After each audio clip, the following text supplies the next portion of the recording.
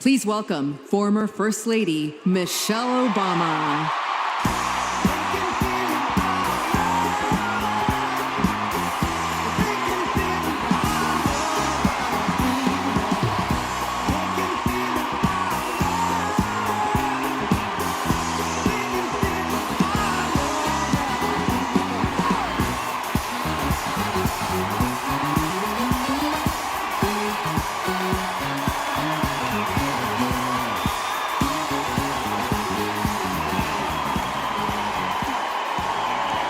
Thank you, guys.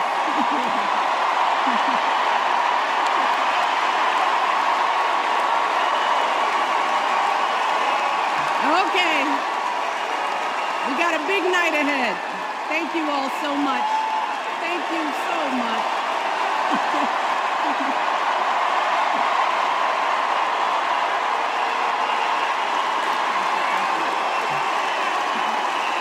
Okay.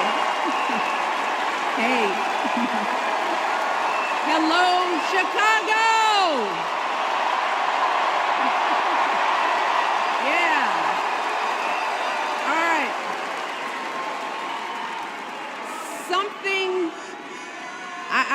Something wonderfully magical is in the air, isn't it? Yeah. You know, we're feeling it here in this arena, but it's spreading all across this country we love. A familiar feeling that's been buried too deep for far too long. You know what I'm talking about. It's the contagious power of hope. The anticipation, the energy, the exhilaration of once again being on the cusp of a brighter day. The chance to vanquish the demons of fear, division, and hate that have consumed us and continue pursuing the unfinished promise of this great nation, the dream that our parents and grandparents fought and died and sacrificed for. America, hope is making a comeback. Yeah.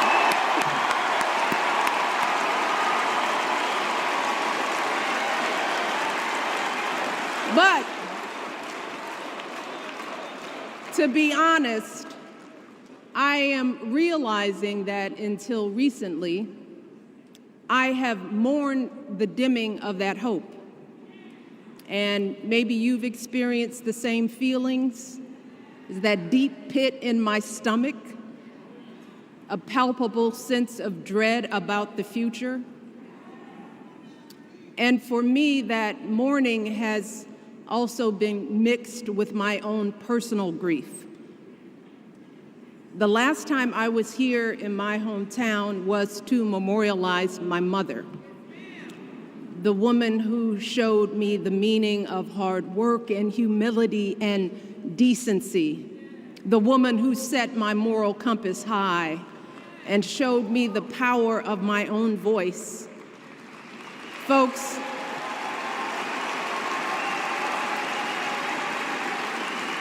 I still feel her loss so profoundly.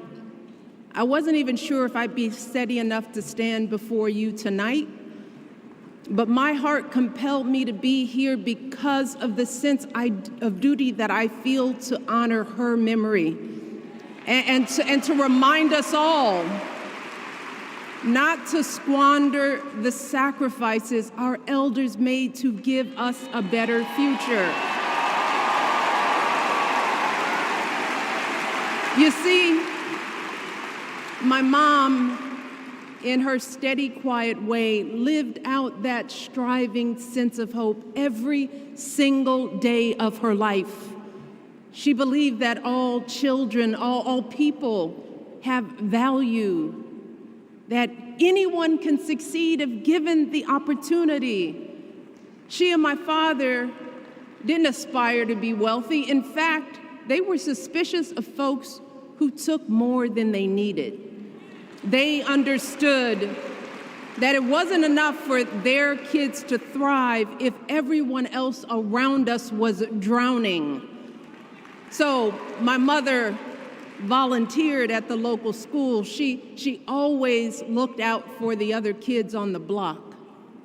She was glad to do the thankless, unglamorous work that for generations has strengthened the fabric of this nation.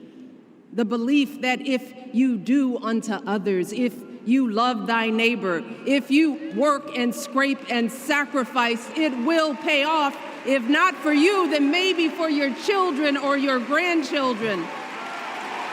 You see, those values have been passed on through family farms and factory towns, through tree-lined streets and crowded tenements, through prayer groups and National Guard units and social studies classrooms.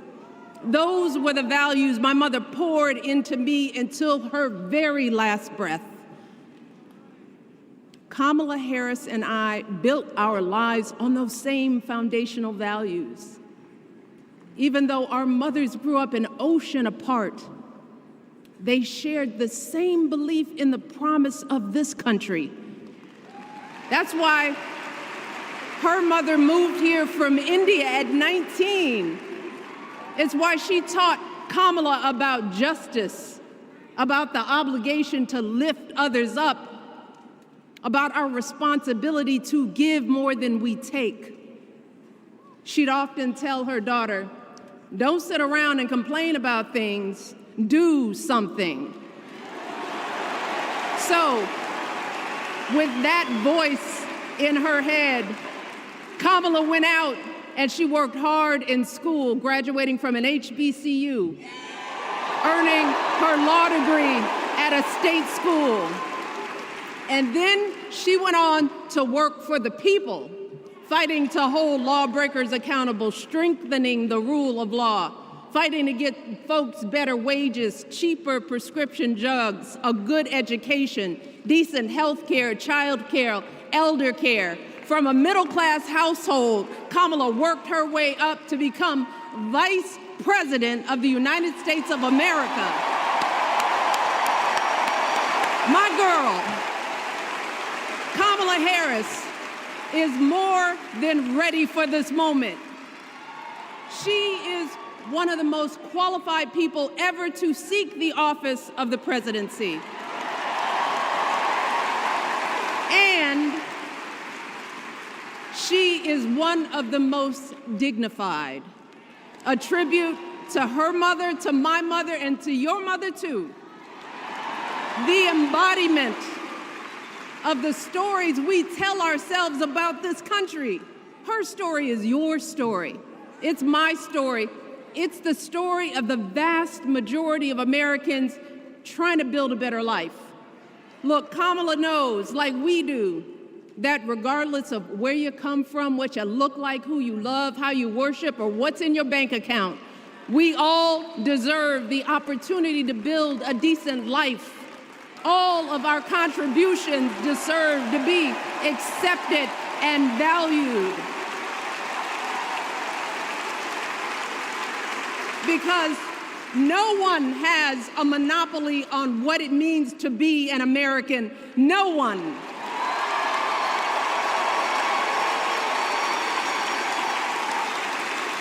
Kamala has shown her allegiance to this nation, not by spewing anger and bitterness, but by living a life of service and always pushing the doors of opportunity open to others.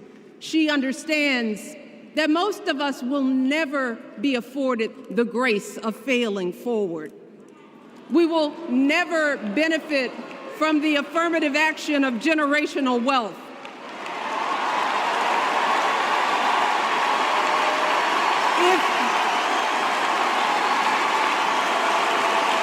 If we bankrupt a business or choke in a crisis, we don't get a second, third, or fourth chance. If things don't go our way, we don't have the luxury of whining or cheating others to get further ahead. No.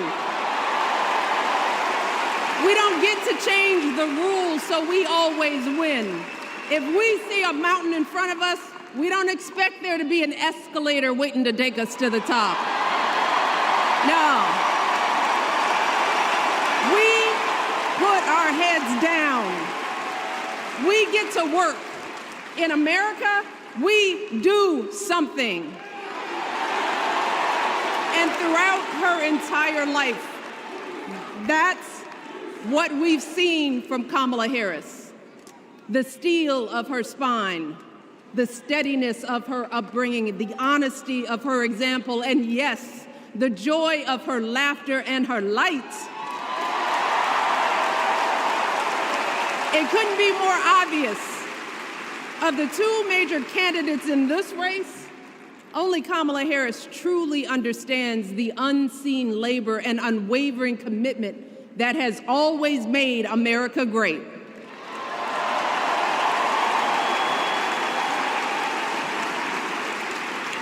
Now, unfortunately, we know what comes next. We know folks are going to do everything they can to distort her truth. My husband and I sadly know a little something about this. For years, Donald Trump did everything in his power to try to make people fear us. See, his limited, narrow view of the world made him feel threatened by the existence of two hardworking, highly educated, successful people who happen to be black.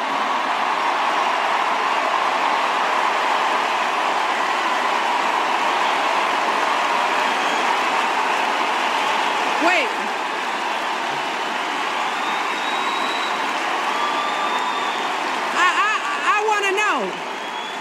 I want to know. Who's going to tell him that the job he's currently seeking might just be one of those black jobs?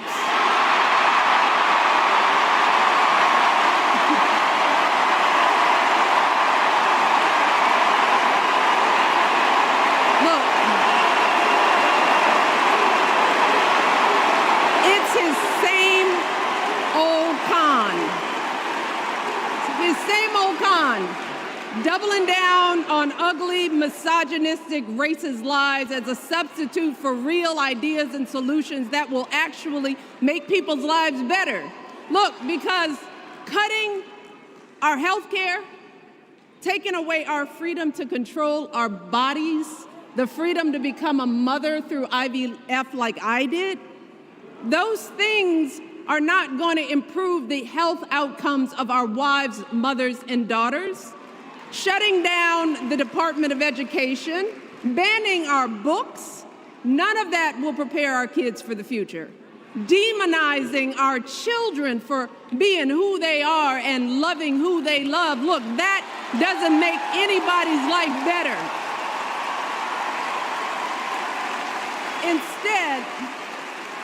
Instead, it only makes us small. And let me tell you this, going small is never the answer. Going small is the opposite of what we teach our kids. Going small is petty, it's unhealthy, and quite frankly, it's unpresidential.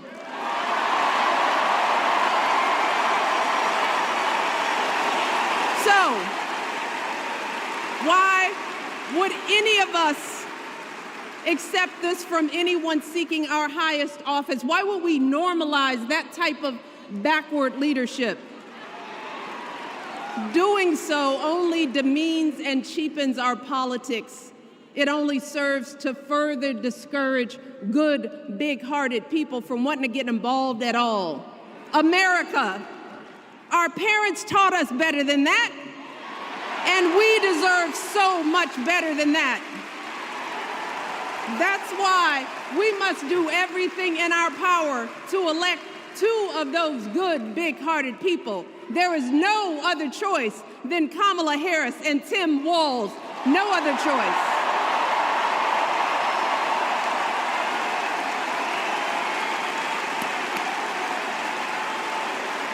But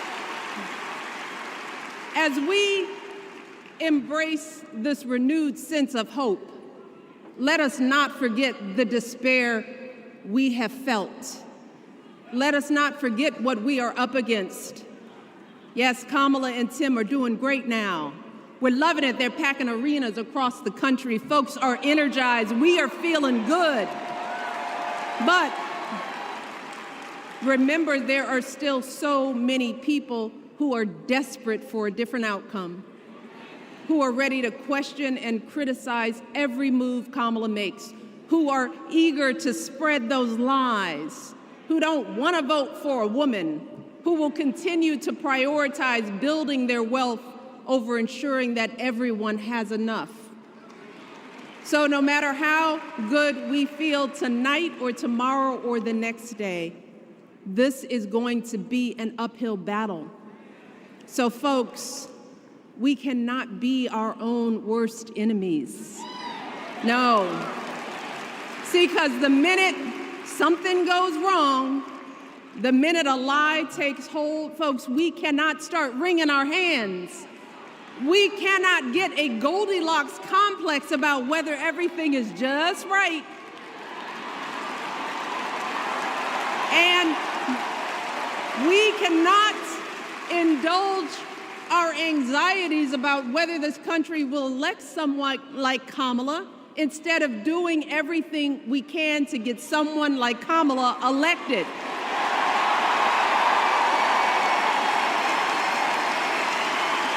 Kamala and Tim, they have lived amazing lives. And I am confident that they will lead with compassion, inclusion, and grace. But they are still only human. They are not perfect. And like all of us, they will make mistakes. But luckily, y'all, this is not just on them. No, this is up to us, all of us, to be the solution that we seek. It's up to all of us to be the antidote to the darkness and division. Look, I don't care how you identify politically, whether you're Democrat, Republican, Independent, or none of the above. This is our time to stand up for what we know in our hearts is right.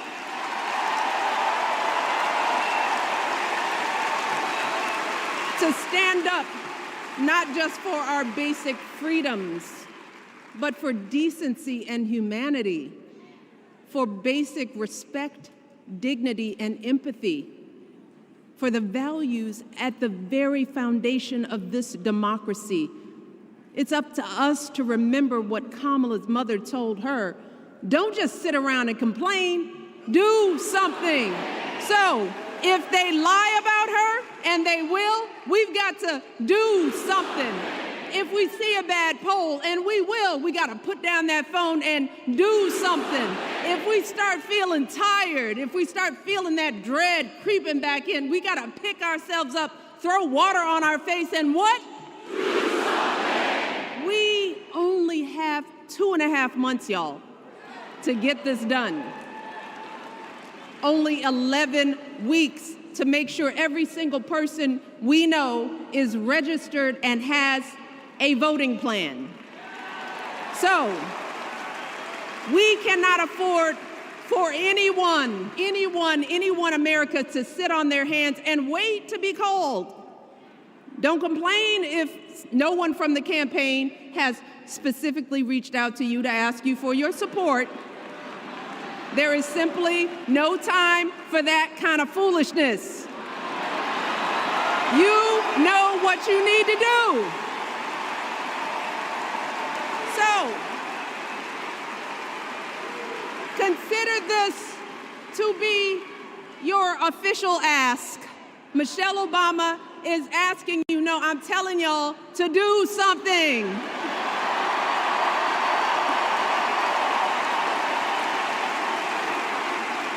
Because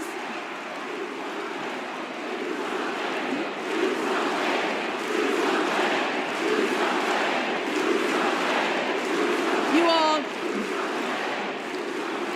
this election is going to be close. In some states, just a handful, listen to me, a handful of votes in every precinct could decide the winner. So we need to vote in numbers that erase any doubt. We need to overwhelm any effort to suppress us. Our fate is in our hands. In 77 days, we have the power to turn our country away from the fear, division, and smallness of the past. We have the power to marry our hope with our action. We have the power to pay forward the love, sweat, and sacrifice of our mothers and fathers and all those who came before us. We did it before, y'all, and we sure can do it again. Let us work like our lives depend on it. And let us keep moving our country forward and go higher, yes, always higher than we've ever gone before as we elect the next President and Vice President of the United States, Kamala Harris and Tim Walz. Thank you all. God bless.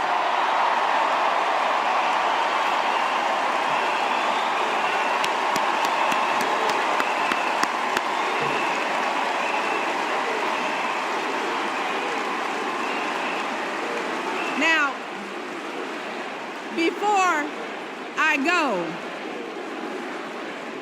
I have one more job tonight.